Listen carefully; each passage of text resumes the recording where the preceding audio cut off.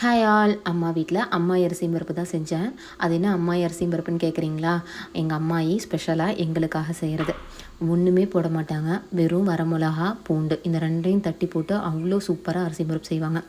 எப்போ அம்மாயி வீட்டுக்கு போனாலுமே அந்த அரிசி பருப்பு இல்லாமல் திரும்பி வரவே மாட்டோம். ரொம்ப சிம்பிள், அதே சமயம் காரசாரமான அரிசி பருப்பு. இதுக்கு தேவையான இன்க்ரீடியன்ஸை கமெண்ட்டில் டேக் பண்ணுறேன், செக் பண்ணி பாருங்கள்.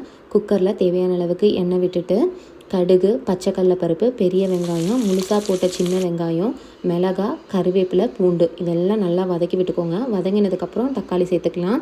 தக்காளி கூடவே உப்பு, மஞ்சத்தூள் அவ்வளோதான். நல்லா வதங்கினதுக்கப்புறம் தேவையான அளவுக்கு தண்ணி விட்டு தண்ணி கொதிச்சதுக்கப்புறம் அரிசி சேர்த்து கிளறி மூடி வச்சிட்டிங்க அப்படின்னா நம்மளோட அரிசி பருப்பு பக்காவாக ரெடி ஆகிருக்கும்.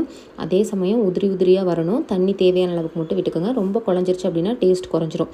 கூடவே முட்டை, நல்லெண்ணெய் விட்டு சாப்பிடுங்க. தேங்க்யூ.